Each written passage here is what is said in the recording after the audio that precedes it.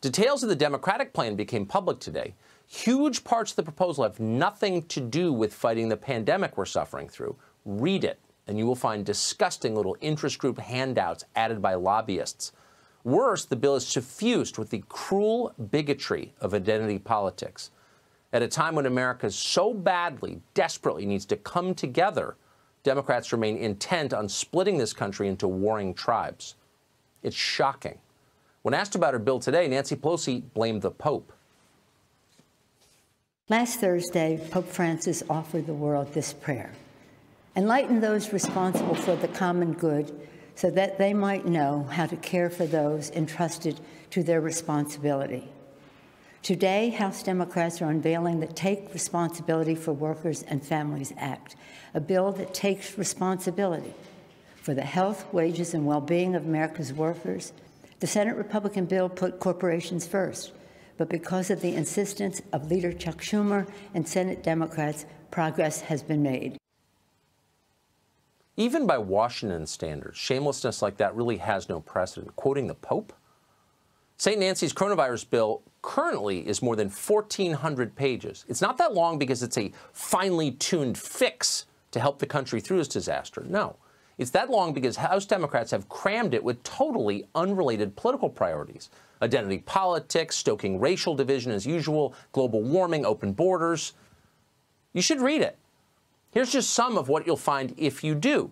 The bill would require every corporation that receives coronavirus aid to have officers and a budget dedicated to diversity and inclusion initiatives for a minimum of 5 years after they get the money, because that is going to keep America healthy and prosperous, just like it has.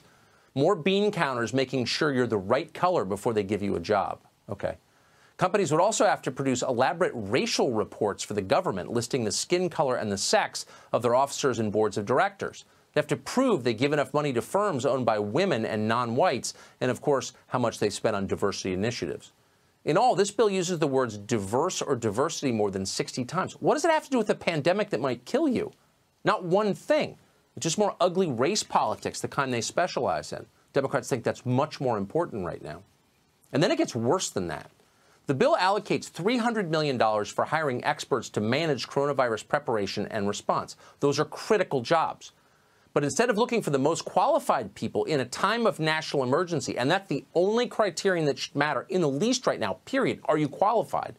Instead of that, the bill orders that employees be chosen on the basis of their race and disability status. This is insanity. It's dangerous insanity. Who cares what color your scientists are? But it goes on. The bill would mandate that all 50 states have an early voter period as well as same-day voter registration. Why? Because Democrats believe those changes would give them an electoral advantage. The bill would expand collective bargaining rights for federal employees. That's likely the group least threatened by the effect of coronavirus. But, and this is the real point, though, they're the most faithful Democratic voting bloc, so they're in the bill. On matters of policy, the bill doesn't even try. Should the airlines get a federal bailout? That's an actual question. You could take either side. Democrats don't really dwell on it in this bill. It's too serious for them. Instead, the law would require that any airline that takes federal money offset their carbon emissions within 5 years, because climate activism is way more important than the disease that could kill your family next week. And then there's this. The House version of the bill includes special provisions, for real, to protect foreign nationals working here in the U.S.